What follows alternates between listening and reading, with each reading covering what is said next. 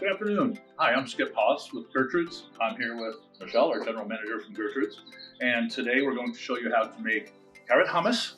And Michelle's going to show you how to make a white sangria and a red sangria. So here we go. To make the carrot hummus, first thing we do is peel about a pound of carrots, peel them and snip the ends off. Then you want to cut them in about 2-inch chunks. It's really not important how big they are, just cut them all about the same size so that they all cook. It takes the same amount of time to cook. Put them in a roasting pan or a saute pan that you can cover with a piece of foil or you have a lid for. Add the half a cup of whole cloves of garlic, a little bit of salt, some oil, give it a toss, cover them tightly with the foil or with the lid.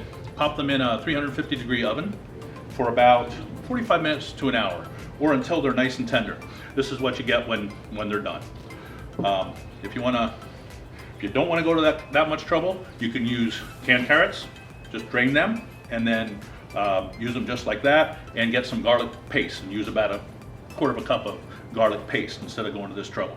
So let's go ahead and get started. It's very simple from that point. Into the food processor goes the carrots and the garlic, a little bit of the oil, all the goodies there because it all tastes good. And it goes. Then garbanzos. So we made the recipe so it takes one 15.5-ounce can of garbanzos. If you're a purist and you want to work hard, boil some garbanzos. So you need almost a pound of garbanzos, and it's not very picky, more or less. Doesn't matter. In they go. When you drain your garbanzos, save the liquid. We're going to use that a little bit later. Then pretty much everything goes in and we give it a good blend. So we're going in with some kosher salt, tahini. Tahini is ground sesame seeds. It's one of the main flavoring ingredients in hummus. So it goes in a couple tablespoons. And again, it's a very strong flavor. If you like more tahini, feel free to put more in or less. Turmeric, and it goes. Flavor and color.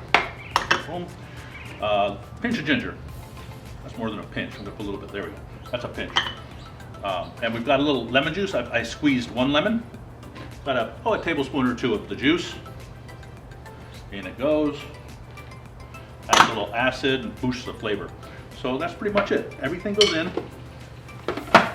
And make noise. Simple recipe. You're going to have to scrape down the sides of the bowl a couple times. It depends on how good your food processor is.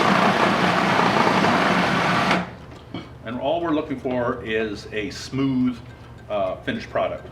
Really pretty easy because everything's pretty soft that went in there, so it doesn't take long. This is a super easy recipe to make at home.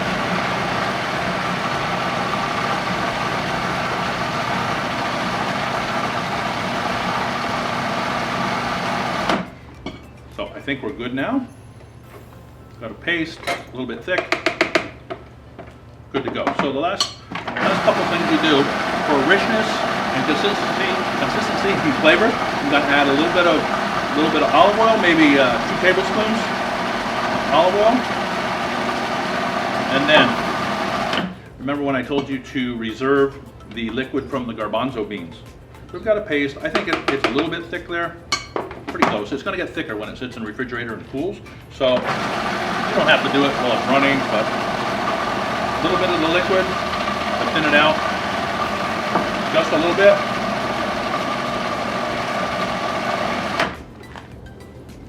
And that's how easy it is.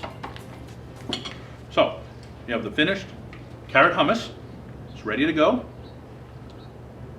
So what I've done is I set it up here. The way you may want to serve it this way. There's the hummus. I sprinkled some papitas on top. We had some chili, some little tiny pickled chili peppers I sprinkled on there.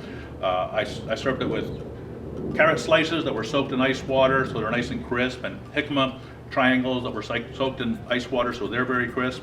The pitas are a natural that's served with hummus. So if you like pitas, that's fine too. And this is actually a vegan recipe, a vegetarian or vegan recipe if you're a vegan or you're concerned about that. So That's it. Cool and refreshing for a nice warm summer afternoon. So now that we have something to nibble on, Michelle is going to show us how to put a little sangria together. She's got a white one and a red one that she's going to do for us. Take it away, Michelle. Excellent. Well, here in the Valley of the Sun, it is hot, as you know. It stays around 110 degrees all summer. So we're going to do a couple of recipes that are easy to make at home when you're wanting something cold and refreshing, but you don't want to have to go buy a whole bottle of liquor or make something that's terribly complicated. We're going to make sangria. We are going to start with a white because it is more traditional. I have chosen a white wine from Merkin Vineyards here in town. Actually, it's Chupacabra because there's a little bit of body, a little bit of bite to it. And we want it to be able to stand up against the other things that we're putting into this. So I've got 3 ounces in here in my carafe of Merkin white. To it, I am going to add, I have apple juice because I prefer apple juice to pineapple juice in mine. I have a simple syrup, 1 ounce. And I've got triple sec. So I'm just going to stir those up pretty good. Make sure it's nice and blended. In my glass, I've taken the liberty of putting some frozen pineapple and strawberries because it is hot here. I'm going to add a little ice.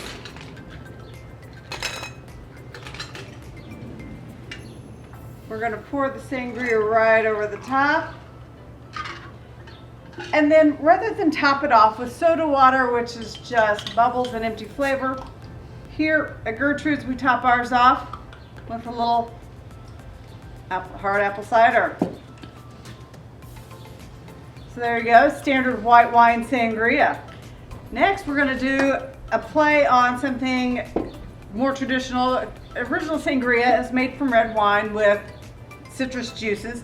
So we're picking up a beautiful red Dos Cabezas.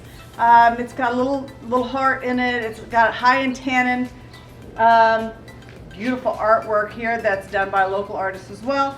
You want a red wine that's going to have a little bit of body to it so that as you blend it, the water from the ice is going to reduce it just a little bit. So if you started off with something lighter like a Pinot Noir, you're going to lose a lot of your flavor. So we're going to do a pitcher set. So it's going to be an entire bottle of your favorite red wine. Again, mine is the Rhone Red, is beautiful as well. From Pillsbury. I just chose the Dos Red because I think the flavor profile of this works really well for a blended red sangria. To that, in my reds I add tequila. So I've got an Arizona tequila right here from Arizona Distilling. It's going to be a little hard to find as they had to pause on that. But I've got my tequila going in here. I use pomegranate juice because it has a little bit more body in it, not quite sweet like a traditional juice is. And then I have 2 cups of mixed berries. Nothing fancy about them. They're just cleaned up, cut, and they were frozen so that they act as an ice component in here to reduce the amount of ice that's needed. On top of this, I am going to sprinkle powdered sugar. I prefer powdered sugar to granulated sugar for this because I think it renders a little bit of a better product, a little stick to it for it. And then I'm going to put ice in here now to fill my pitcher. Again, that 2 cups of blended berry is going to create some of that ice component. Put the lid on and go.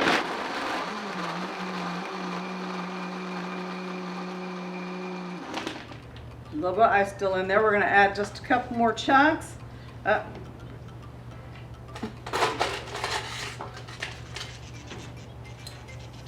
Finish this off.